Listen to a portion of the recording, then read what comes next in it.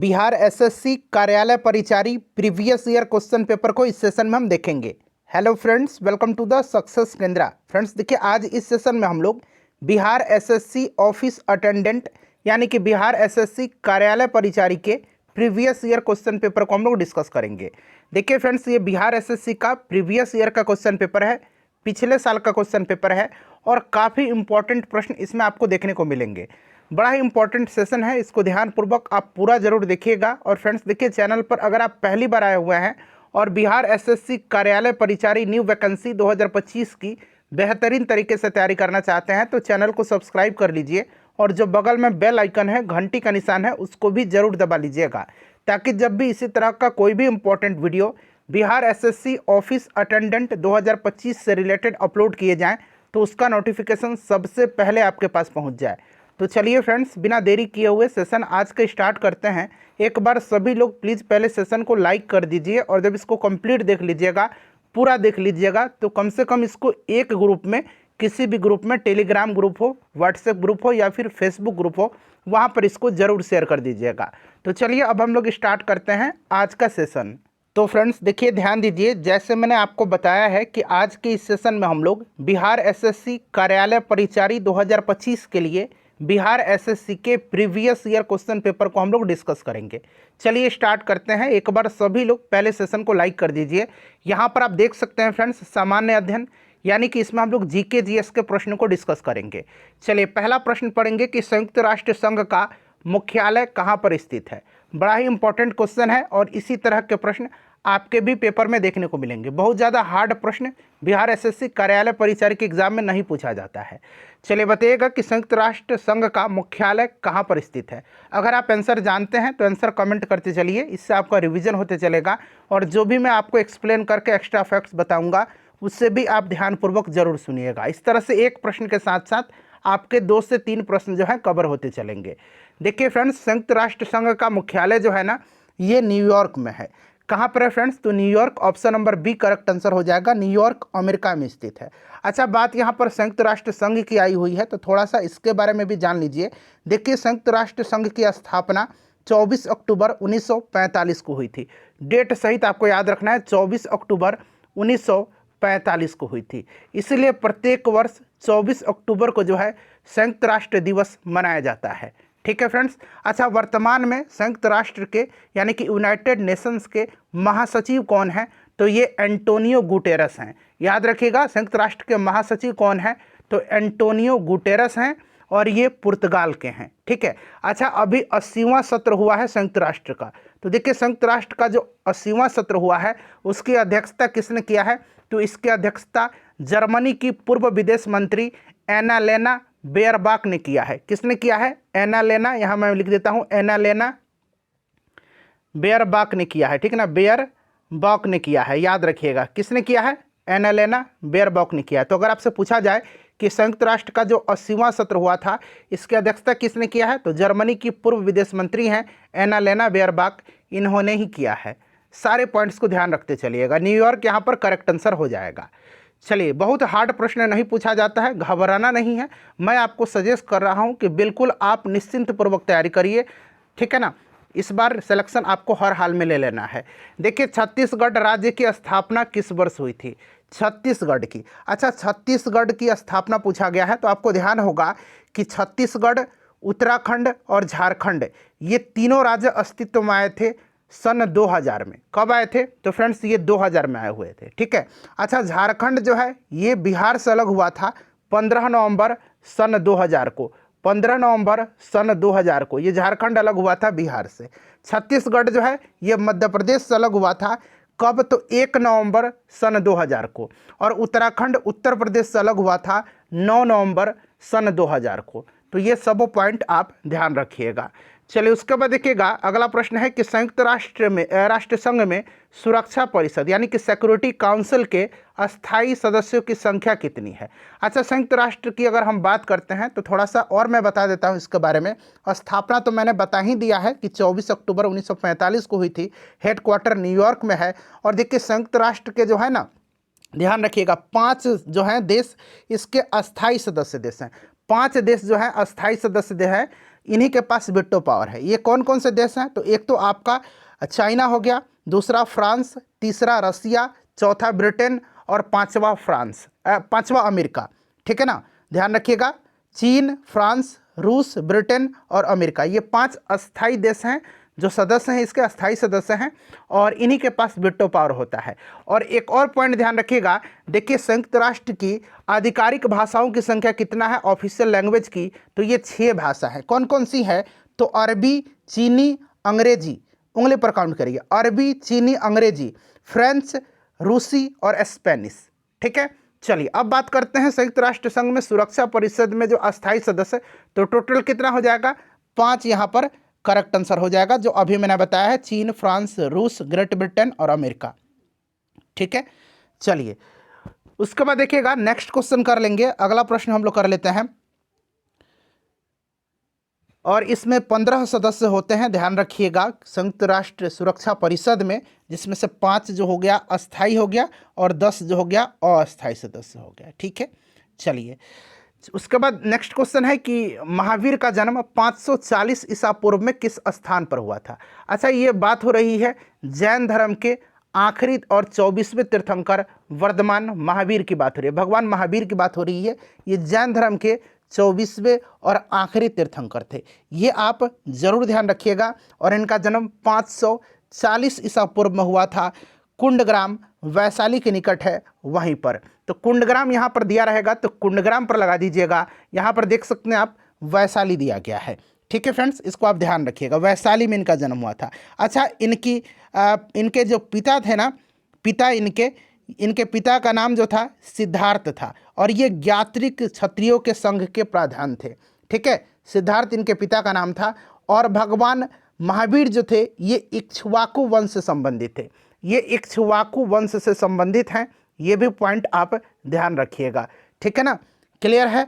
अच्छा, बचपन में इनका नाम वर्धमान हुआ करता था। इनकी जन्म यहाँ पर हो गया। मृत्यु की बात करते हैं तो 468 ईसा पूर्व, याद रखिएगा 468 ईसा पूर्व में राजगीर के निकट पावापुरी में इनकी मृत्यु हुई थी। क्लियर है। और देखिए जैन धर्म में अहिंसा को जैन धर्म में जो है अहिंसा को, यहाँ मैं लिख देता हूँ, जैन धर्म में अहिंसा को सबसे अधिक महत्व दिया गया है। 5 महाव्रत हैं जैन धर्म के, कौन कौन से? तो एक अहिंसा हो गया, दूसरा सत्य हो गया, तीसरा अस्तेय हो गया, यहाँ मैं लिखता हूँ तीसरा अस्तेय हो गया, चौथा अपरिग्रह हो गया चौथा, और 5वां ब्रह्मचर्य हो गया। और 5वां जो महाव्रत है ब्रह्मचर्य, इसको वर्धमान महावीर ने जोड़ा था। तो ये सब पॉइंट आप ध्यान रखिएगा। चलिए, सांची के स्तूप का निर्माण किसने करवाया था बताइए। और देखिए इसी प्रकार से मैंने 6-7 बिहार एसएससी कार्यालय परिचारी प्रीवियस ईयर क्वेश्चन पेपर मैंने आपको कराया हुआ है। तो अगर आपने नहीं देखा है फ्रेंड्स तो जाकर के देख लीजिएगा।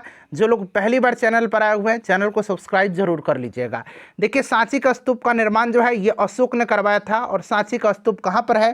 तो फ्रेंड्स ध्यान रखिएगा, ये आपका मध्य प्रदेश में पड़ता है। ठीक है ना, मध्य प्रदेश में पड़ता है।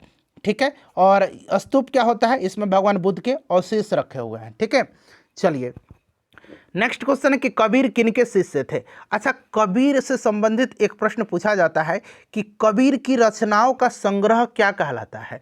तो इनका जो रचनाओं का संग्रह है वो बीजक के नाम से जाना जाता है, बीजक के नाम से जाना जाता है।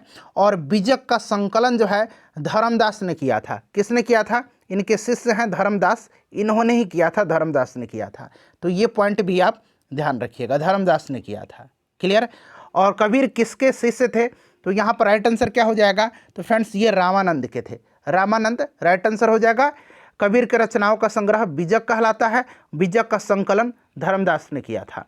चलिए उसके बाद देखिए स्वतंत्र भारत के प्रथम शिक्षा मंत्री कौन थे। अब देखिए इस तरह के प्रश्न जो है लगातार पूछे जाते हैं। अभी बिहार से रिलेटेड जो एग्जाम होता है ना उसमें बार बार पूछा जाता है कि स्वतंत्र भारत के प्रथम खाद्य एवं कृषि मंत्री कौन थे। तो प्रथम खाद्य एवं कृषि मंत्री डॉक्टर राजेंद्र प्रसाद जी थे। ठीक है ना। प्रथम श्रम मंत्री कौन थे? तो बाबू जगजीवन राम थे श्रम मंत्री। कौन थे? बाबू जगजीवन राम। ठीक है। अच्छा, स्वास्थ्य मंत्री कौन थी? तो प्रथम तो राजकुमारी अमृत कौर थी, एकमात्र महिला थी जो स्वतंत्रता को उपरांत जो कैबिनेट गठित किया गया था उसमें ये महिला थी। ठीक है ना। स्वास्थ्य मंत्रालय इनको दिया गया था राजकुमारी अमृत कौर को। अच्छा, रेलवे एवं परिवहन मंत्री कौन थे प्रथम? जॉन मथाई थे। कानून मंत्री बाबा साहब अम्बेडकर थे। ये सब ध्यान रखिएगा, ठीक है ना। चलिए, तो यहाँ पर स्वतंत्र भारत के प्रथम शिक्षा मंत्री अबुल कलाम आजाद जी थे, ठीक है। फ्रेंड्स ध्यान दीजिए, आज हम बात करने वाले हैं बिहार एसएससी कार्यालय परिचारी एग्जाम 2026 की बेस्ट बुक के बारे में, जो कि चक्षु पब्लिकेशन का है। यहाँ पर आप देख भी सकते हैं, चक्षु बिहार एसएससी कार्यालय परिचारी भर्ती परीक्षा 2026। और बिल्कुल जो बिहार एसएससी का कार्यालय परिचारी का जो आपका एग्ज़ाम का पैटर्न है, यहाँ पर आप देख सकते हैं पाठ्यक्रम एवं पैटर्न, उसी पैटर्न पर आधारित इसमें जो है प्रश्न आपको दिए गए हैं। इस बुक की खासियत मैं आपको दिखा दे रहा हूँ फ्रेंड्स। यहाँ पर देखिए, नीचे आएंगे तो आप देख सकते हैं इसमें बिहार एसएससी कार्यालय परिचारी का प्रीवियस ईयर का 2 क्वेश्चन पेपर दिया गया है। साथ ही साथ देखिए, इस बुक में आपको 20 प्रैक्टिस सेट भी दिखने को मिल जाते हैं, जो बिल्कुल लेटेस्ट पैटर्न पर आधारित है। यहाँ पर देखिए प्रीवियस ईयर का क्वेश्चन पेपर है, और सबसे खास बात इसमें क्या है कि पूरा डिटेल में यहाँ पर एक्सप्लेनेशन के साथ आंसर दिया गया। आप देख सकते हैं सब कुछ यहाँ पर डिटेल में जो है एक्सप्लेनेशन के साथ आपको यहाँ पर आंसर देखने को मिल जाएगा। तो फ्रेंड्स देखिए, इस बुक को आप परचेज कर लीजिए, और इस बुक के माध्यम से आप अपनी तैयारी को और भी मजबूत कर सकते हैं। चलिए, उसके बाद देखिएगा कि पुरी में स्थित विश्व प्रसिद्ध जगन्नाथ मंदिर का निर्माण किसने करवाया। अब देखिए, पुरी यानी कि उड़ीसा की बात हो रही है। पुरी में स्थित विश्व प्रसिद्ध जगन्नाथ मंदिर है, उड़ीसा राज्य में पड़ता है ये, ठीक है ना। इसका निर्माण किसने करवाया था? तो इसका निर्माण अनंत बर्मन चोड ने करवाया था। यहाँ मैं लिख देता हूँ पूरा नाम, अनंत बर्मन चोड ने करवाया था। Option number B right answer हो जाएगा, ठीक है ना। और ये रथ यात्रा के लिए प्रसिद्ध है अपनी, ये भी चीज़ आप ध्यान रखिएगा। अच्छा, उड़ीसा में ही लिंगराज मंदिर है, लिंगराज मंदिर है ना उड़ीसा में, इसका निर्माण किसने कराया था? तो जजाति केसरी ने करवाया था। लिंगराज मंदिर का निर्माण जजाति केसरी ने करवाया था, ठीक है ना। और एक और मंदिर है कोणार्क का सूर्य मंदिर, ये भी उड़ीसा में ही है। इसका निर्माण नरसिंह देव प्रथम ने करवाया था। नरसिंह देव प्रथम ने करवाया था, ठीक है। तो ये सब आप ध्यान रख सकते हैं, ठीक है। चलिए, उसके बाद देखिएगा कि हजरत निज़ामुद्दीन औलिया की दरगाह कहाँ पर स्थित है। हजरत निज़ामुद्दीन औलिया की दरगाह कहाँ पर स्थित है बताइए।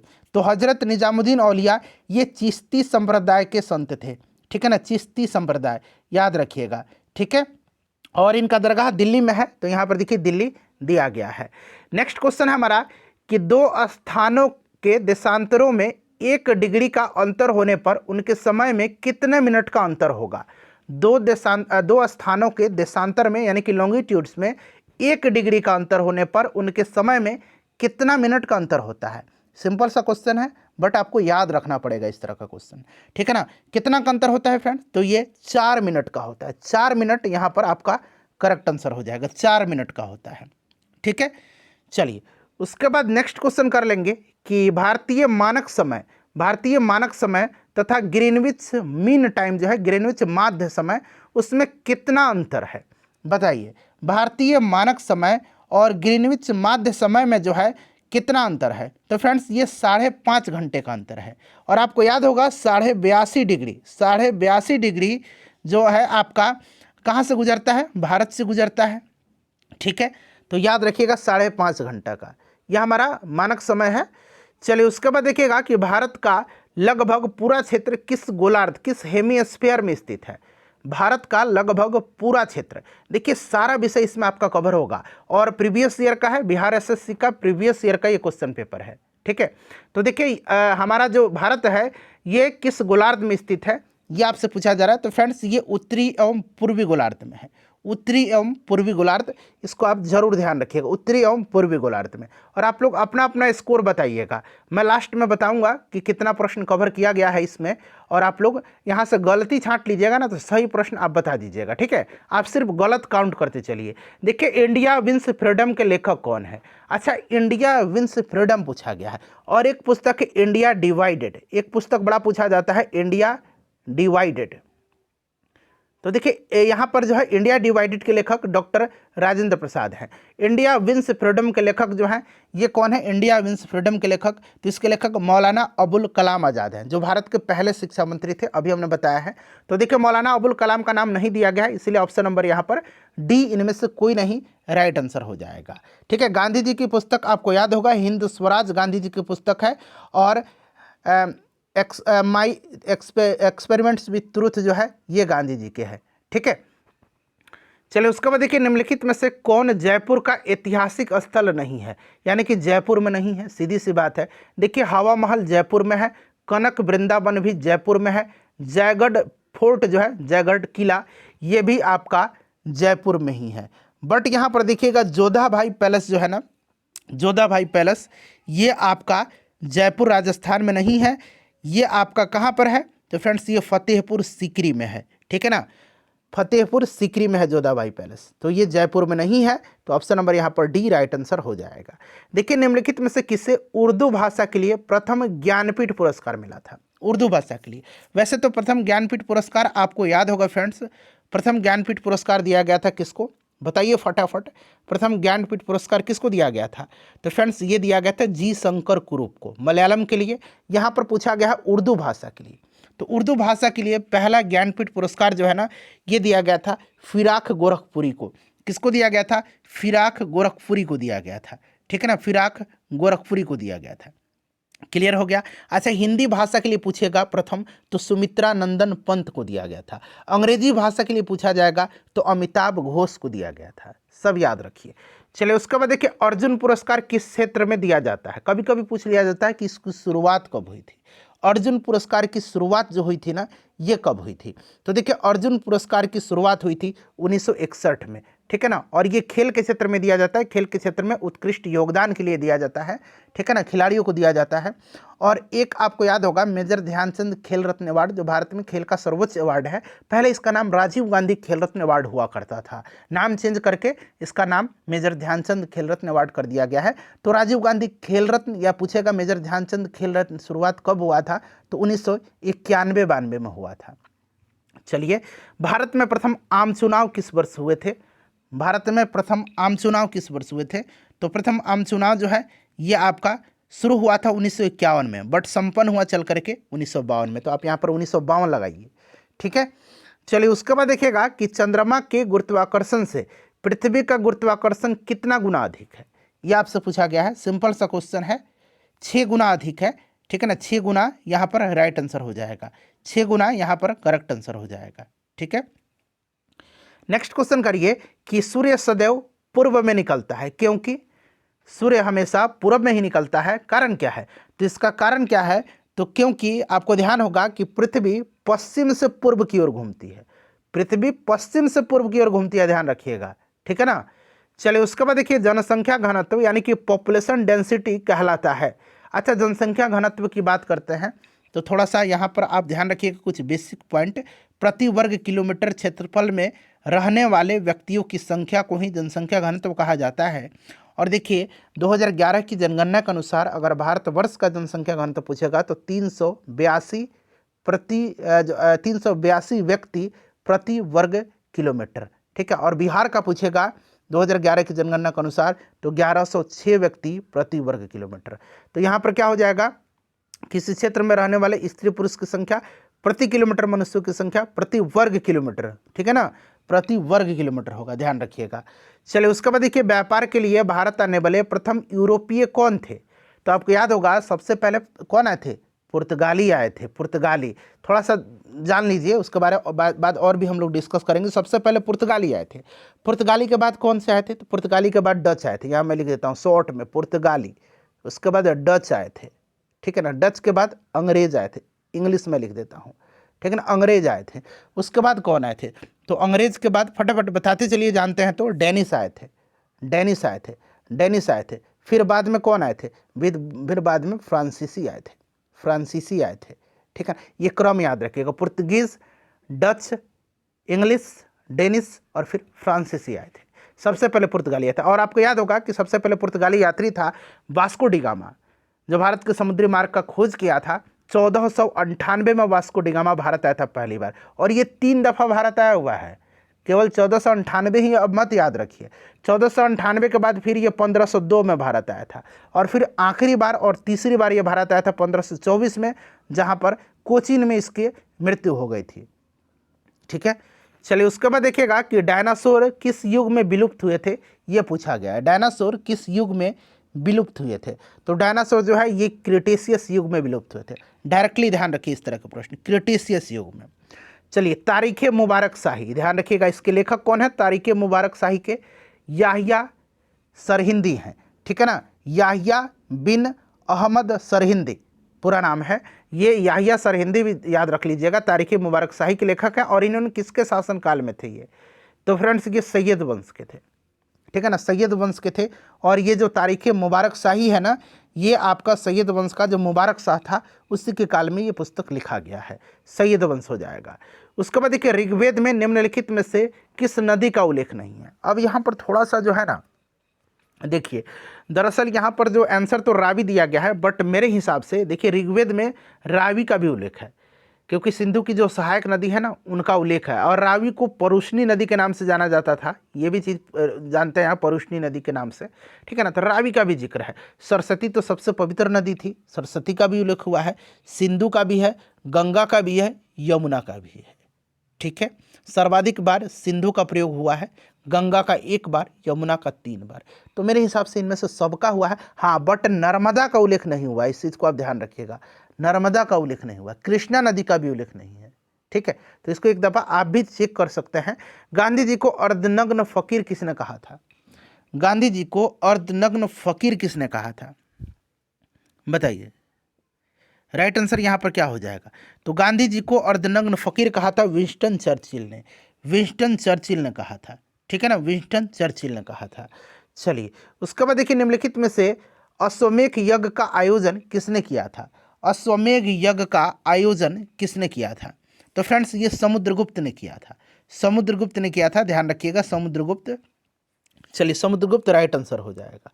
और समुद्रगुप्त को भारत का नेपोलियन भी कहा जाता है, ध्यान रखिएगा। चलिए उसके बाद देखिएगा कि योजना आयोग का पदेन अध्यक्ष होता है। अब देखिए योजना आयोग के स्थान पर अब नीति आयोग आ गया है। 1 जनवरी 2015 को योजना आयोग के स्थान पर नीति आयोग का गठन किया गया है। और योजना आयोग के पदेन अध्यक्ष प्रधानमंत्री होते हैं और नीति आयोग के भी पदेन अध्यक्ष प्रधानमंत्री ही होते हैं। तो दोनों आप ध्यान रख लीजिएगा। नीति आयोग कब आया था? तो 1 जनवरी 2015 को, ध्यान रख लीजिएगा, ठीक है ना, 2015 सॉरी। चलिए उसके बाद देखिएगा कि भारत में पंचायती राज का आरंभ किस वर्ष हुआ था?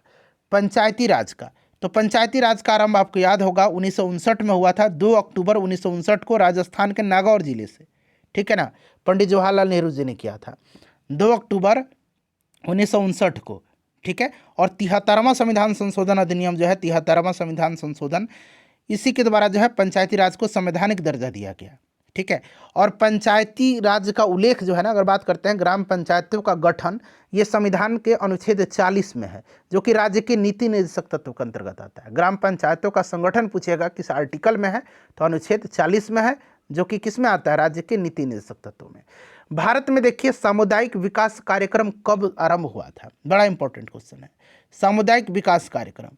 तो फ्रेंड्स देखिएगा, देश में कृषि कार्यक्रम और संचार की प्रणाली में सुधार के साथ साथ ग्रामीण स्वास्थ्य, स्वच्छता, ग्रामीण शिक्षा के उद्देश्य से इस कार्यक्रम को लागू किया गया था। कब? तो 2 अक्टूबर 1952 को, याद रखिएगा। देखिए केंद्रीय भवन अनुसंधान संस्थान कहाँ पर है? तो केंद्रीय भवन अनुसंधान संस्थान जो है ये रुड़की में है। कहाँ पर है? रुड़की में है, याद रखिएगा, रुड़की यहाँ पर राइट आंसर हो जाएगा। विश्व का सबसे बड़ा महाद्वीप या महादेश कौन सा है? तो सबसे बड़ा एशिया है। कौन सा है? एशिया है सबसे बड़ा, ठीक है, सबसे बड़ा एशिया है, ध्यान रख लीजिएगा। सबसे ज़्यादा जनसंख्या भी यहीं पर है। चलिए पृथ्वी का भूमध्य रेखीय व्यास किलोमीटर में आपको बताना है, पृथ्वी का भूमध्य रेखीय व्यास किलोमीटर में, तो ये आपका हो जाएगा 12,756। यहाँ पर 57 भी दिया गया, चलेगा, किलोमीटर में है, ठीक है ना, भूमध्य रेखीय व्यास। देखिएगा कि डीसीएम ट्रॉफी किस खेल से संबंधित है? हो सकता है आपको पहली बार मिला हो डीसीएम ट्रॉफी, तो दरअसल ये फुटबॉल से संबंधित है। 1945 में इसको शुरू किया गया था, बट इसका आयोजन अब नहीं होता है। 1997 के बाद से इसका आयोजन अब तक नहीं हुआ है। तो ये डीसीएम ट्रॉफी फुटबॉल से संबंधित है, ठीक है। चलिए उसके बाद देखिएगा कि निम्नलिखित में से किस नगर में चार मीनार स्थित है? अच्छा, चार मीनार का निर्माण पूछा जाता है। चार मीनार का निर्माण जो है कुतुबशाही वंश के शासक मोहम्मद कुली कुतुब शाह ने करवाया था, और यह मूसी नदी के तट पर है, ध्यान रखिएगा, हैदराबाद में है, मूसी नदी के तट पर, ठीक है, हैदराबाद भी मूसी नदी के ही तट पर है, ये भी आप ध्यान रख सकते हैं। चलिए उसके बाद देखिएगा कि जल प्रदूषण का कारण है। अच्छा, जल प्रदूषण से संबंधित एक क्वेश्चन मैं आपको बता दे रहा हूँ, आजकल बिहार में पूछा जा रहा है। देखिए, जल प्रदूषण निवारक एवं नियंत्रण अधिनियम कब लागू हुआ था? वैसे आपको पर्यावरण संरक्षण अधिनियम याद होगा 1986 में, बट जल प्रदूषक निवारण एवं नियंत्रण अधिनियम को 1974 में लागू किया गया था। आज से इसको आप ध्यान रखिएगा, ठीक है। और कारण तो है, इनमें से सभी हो जाएगा, आप ऑप्शन पढ़ करके देख लीजिए, ठीक है, सभी राइट आंसर हो जाएंगे। उसके बाद देखिए, मुद्रास्फीति के समय जो है ना, कौन सा वर्ग लाभ में होता है, इससे फायदा किसको होता है? तो देखिए, मुद्रास्फीति के समय जो होता है ना, मुद्रास्फीति के समय मुख्य रूप से कर्जदार को, जो उधार करता है, कर्जदार और उत्पादक यानी कि उद्यमी वर्ग को लाभ होता है। तो यहाँ पर उद्यमी वर्ग यानी कि व्यापारी वर्ग को लाभ होगा, ठीक है ना, और इसमें कर्जदार को लाभ होता है। और मुद्रास्फीति क्या होता है? तो इसमें होता है क्या कि दरअसल इसमें आपका ध्यान रखना है कि वस्तुओं का मूल्य बढ़ रहा होता है और मुद्रा का मूल्य घट रहा होता है। तो ऑप्शन यहाँ पर देखिए व्यापारी वर्ग। चलिए उसके बाद देखिएगा कि भारत में इस्पात का प्रथम कारखाना कहाँ स्थापित किया गया था? तो पहला जो है इस्पात कारखाना 1907 में कहाँ पर? जमशेदपुर में स्थापित किया गया था, जमशेदपुर में स्थापित किया गया था, ठीक है ना, ध्यान रखिएगा। तो यहाँ पर आपका जमशेदपुर राइट आंसर हो जाएगा, झारखंड में। चलिए उसके बाद देखिएगा कि उत्पादन की दृष्टि से भारत का प्रमुख खाद्यान्न कौन सा है? तो उत्पादन की दृष्टि से प्रमुख खाद्यान्न जो है ये चावल है, हमारा भारत का चावल है उत्पादन की दृष्टि से, ठीक है ना। और चावल का उत्पादन में विश्व में चाइना सबसे आगे है, ठीक है। चलिए उसके बाद देखिए, जापान की मुद्रा का नाम क्या है? सिंपल सा क्वेश्चन है, जापान की मुद्रा येन कहलाती है, जापान की मुद्रा का नाम क्या है? येन है, ठीक है। चलिए उसके बाद देखिए, नेक्स्ट क्वेश्चन है कि निम्नलिखित में से कौन सी नदी भूमध्य रेखा को 2 बार पार करती है, यानी कि 2 बार काटती है? कौन सी नदी भूमध्य रेखा को 2 बार काटती है, बताइए? तो ये नदी है कांगो नदी, यानी कि इसको जायरे नदी के भी नाम से जाना जाता है, ठीक है ना, जायरे नदी या कांगो नदी, याद रखिएगा, ये भूमध्य रेखा को 2 बार काटती है, ठीक है फ्रेंड्स। अच्छा, एक और ध्यान रखिएगा, अगर आपसे पूछा जाएगा कि यहाँ पर पूछा जाएगा अगर आपसे कि कौन सी एक नदी है मकर रेखा को, कौन सी नदी 2 बार काटती है? तो भूमध्य रेखा को तो कांगो या जायरे नदी। मकर रेखा को पूछेगा कि कौन सी नदी 2 बार काटती है, तो ये लिम्पोपो नदी है, ये भी अफ्रीका की ही नदी है, और कांगो या जायरो ये भी अफ्रीका की है, और लिम्पोपो नदी ध्यान रखिएगा ये मकर रेखा को 2 बार काटती है। चलिए उसके बाद देखिएगा कि दादा साहब फाल्के पुरस्कार किस क्षेत्र में दिया जाता है? दादा साहब फाल्के पुरस्कार किस क्षेत्र में दिया जाता है? 1969 में जो है अगर हम बात करें तो शुरुआत हुआ था, और ये आपका दिया जाता है सिनेमा के क्षेत्र में। चलिए उसके बाद देखिए, भारत कोकिला यानी कि नाइटिंगेल ऑफ इंडिया के नाम से कौन प्रसिद्ध है? तो ये सरोजनी नायडू को कहा जाता है नाइटिंगेल ऑफ इंडिया, ठीक है, सरोजनी नायडू राइट आंसर हो जाएगा, ठीक है। चलिए उसके बाद देख लीजिएगा, नेक्स्ट क्वेश्चन है कि दूध की शुद्धता की जांच किस यंत्र से की जाती है? अब यहाँ से साइंस के प्रश्न आपको मिलने लगेंगे। तो दूध की शुद्धता लैक्टोमीटर से मापा जाता है, ठीक है ना, लैक्टोमीटर आप ध्यान रखिएगा। चलिए, न्यूट्रॉन की खोज किसने किया था? इलेक्ट्रॉन की खोज किसने किया था? तो इलेक्ट्रॉन का खोज जे थॉमसन ने किया था। न्यूट्रॉन की खोज किसने किया था? तो आपको ध्यान रखना है, न्यूट्रॉन की खोज जो है ना जेम्स चैडविक ने किया था। चलिए, निम्न में से किसे ब्लैक लेड कहते हैं? ब्लैक लेड किसको कहा जाता है? तो ये ग्रेफाइट को जो है ब्लैक लेड कहा जाता है, ग्रेफाइट को। यह कार्बन का अपरूप होता है, ठीक है ना, इसको ध्यान रखिएगा, और पेंसिल की लेड बनाने में इसका उपयोग किया जाता है। रॉकेट के ईंधन में प्रयोग किया जाने वाला कृत्रिम रबर क्या है? तो रॉकेट के ईंधन में प्रयोग किया जाने वाला कृत्रिम रबर जो है ना ये क्या है? तो फ्रेंड्स, ये कृत्रिम रबर जो है ना ये आपका यहाँ पर नियोप्रीन हो जाएगा। चलिए उसके बाद देखिए, लोहे की परत पर किस धातु से गैल्वेनीकरण क्या होता है? तो लोहे की परत पर जो है आपको याद होगा कि जिंक की परत चढ़ाई जाती है लोहे को जंग से बचाने के लिए, इसी को जो है गैल्वेनाइजेशन बोला जाता है, गैल्वेनीकरण बोला जाता है, जस्तीकरण बोला जाता है। रेशम कीट की किस अवस्था में रेशम प्राप्त होता है? रेशम कीट की, तो ये कोकुन कहिएगा, कोकुन, या एक और इनाम याद रखिएगा प्यूपा, ठीक है ना, कोकुन या प्यूपा, इसी अवस्था में जो है ये प्राप्त होता है, ध्यान रखिएगा। चलिए उसके बाद देखिए, प्राकृतिक मोती यानी कि नेचुरल पर्ल क्या है? तो एक तरह का ये प्राकृतिक मोलास्का है, क्लियर, ठीक है ना, सीपी वगैरह होता है ये, घोंगा, सीपी, ये सब मोलास्का वर्ग के अंतर्गत आते हैं, तो आपको याद रखना है ये, ठीक है। चलिए उसके बाद हम लोग नेक्स्ट क्वेश्चन कर लेंगे। अगला प्रश्न है हमारा कि स्तनियों में जो आपके स्तनी है, स्तनी वर्ग में, उसमें स्टार्च का पाचन प्रारंभ होता है। तो देखिए स्टार्च का पाचन शुरू हो जाता है मुख से ही, मुख से ही पाचन स्टार्ट हो जाता है, ठीक है ना। तो यहाँ पर राइट आंसर मुख हो जाएगा, इसको आप ध्यान रखिएगा, ठीक है ना, इसको आप ध्यान रखिएगा। चलिए उसके बाद देखिएगा कि प्रकाश का वेग किलोमीटर प्रति सेकंड। अब देखिए ध्यान दीजिएगा, यहाँ पर किलोमीटर है, 3 गुना 10 के पावर 8 मीटर पर सेकंड होता है। अभी किलोमीटर में बदलिएगा तो 1000, जब 3 जीरो कट जाएगा तो 3 गुना 10 के पावर 5 किलोमीटर पर सेकंड हो जाएगा, यही हो जाएगा ना। तो इसको ध्यान रखिएगा, प्रकाश का वेग सबसे अधिक निर्वात में होता है। चलिए उसके बाद देखिएगा कि एक लेंस की क्षमता यहाँ पर +2.5 डायोप्टर है और लेंस की फोकस दूरी सेंटीमीटर में क्या होगी। अब देखिए जब भी आपको डायोप्टर में दिया गया ना, पहले आप इसको मीटर में ही, मतलब यानी कि मीटर में दिया गया, कहने का मतलब है। तो लेंस की क्षमता power of lens equal to होता है 1 बटा फोकस दूरी। तो यहाँ पर देखिएगा आपको फोकस दूरी ही निकालना है, कारण है फोकस दूरी। तो देखिए इस तरह से जब आप ये डायोप्टर पुट करेंगे ना 2.5 इक्वल टू 1/f, तो ये फोकस दूरी निकल के आएगा, ये मीटर में आता है। अब जब मीटर में ही निकल के आएगा तो उसको आप सेंटीमीटर में चेंज करिएगा, क्योंकि यहाँ सेंटीमीटर में पूछागा, ऑलवेज ये मीटर में निकल के आएगा, ठीक है। तो इसको जब आप निकालिएगा तो कितना आ जाएगा ये, तो देखिए f इक्वल टू क्या हो जाएगा, 1 बटा नीचे आ जाएगा 2.5, ये ऊपर चला जाएगा तो कितना हो जाएगा, यहाँ पर 0 हो जाएगा। और अब आपको चाहिए क्या, सेंटीमीटर में, तो सेंटीमीटर में आप इस तरह से गुना कर दीजिए 100 से, तो 2500 का 100 यानी कि 40 सेंटीमीटर हो जाएगा, 10 का 40, ठीक है। चलिए निम्नलिखित में से कौन धातु नहीं है, निम्नलिखित में से कौन धातु नहीं है। तो कॉपर धातु है, मरकरी धातु है, आयरन है, लोहा, सल्फर इसमें से धातु नहीं है, ध्यान रखिएगा। सल्फर का परमाणु क्रमांक 16 होता है। चलिए एक इलेक्ट्रॉन का द्रव्यमान AMU में पूछा गया है, बताइए एक इलेक्ट्रॉन का द्रव्यमान, तो ये आपका 0.000 3 गो 0 और डबल 5 होता है, इसको ध्यान रखिएगा, ठीक है। एक अश्व शक्ति पूछा गया है, तो एक अश्व शक्ति बराबर 746 वाट होता है, ये आप जानते हैं 746 वाट, इसको आपको रट के याद रखना है, ये प्रश्न पूछा जाता है, ठीक है। चलिए नेक्स्ट क्वेश्चन कर लेंगे कि निम्नलिखित में से किसे ऊर्जा के व्यापारिक मात्रक के रूप में प्रयोग करते हैं। ऊर्जा के व्यापारिक मात्रक के रूप में तो किलोवाट घंटा का प्रयोग किया जाता है। चलिए उसके बाद देखिएगा ऊर्जा का डायमेंशनल फॉर्मूला इसमें से पूछा गया है, तो ऊर्जा का पूछा गया है, बताइए तो कौन सा हो जाएगा। तो यहाँ पर आपका ऊर्जा का जो है ना, ये हो जाएगा mL² और T पर मतलब -2 हो जाएगा, ठीक है। इसको आप ध्यान रखिएगा ऊर्जा का, ठीक है।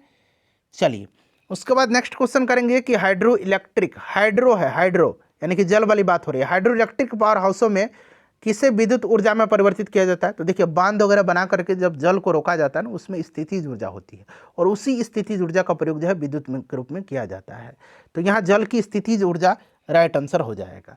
कौन सा इसमें से रेडियो एक्टिव एलिमेंट है, कौन सा इसमें से रेडियो एक्टिव है सर। तो देखिए इनमें आपसे पूछा गया, इनमें जो है निम्न में से रेडियो एक्टिव सबसे ज़्यादा कौन सा है, तो ये रेडियम है।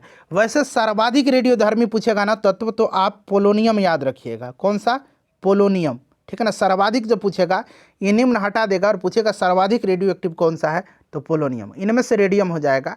चलिए किसने खोज किया कि मलेरिया रोग मच्छर द्वारा संचरित होता है, बताइए किसने खोज किया था। तो फ्रेंड्स ये खोज किया था आपका रोनाल्ड रॉस ने, ठीक है ना, रोनाल्ड रॉस ने किया था, इसको ध्यान रखिएगा। तो यहाँ पर रोनाल्ड रॉस हो जाएगा। उसके बाद देखिए आम का खाने योग्य भाग कौन सा है, तो आम का जो है कौन सा खाने योग्य भाग होता है, तो मेसोकार्प होता है।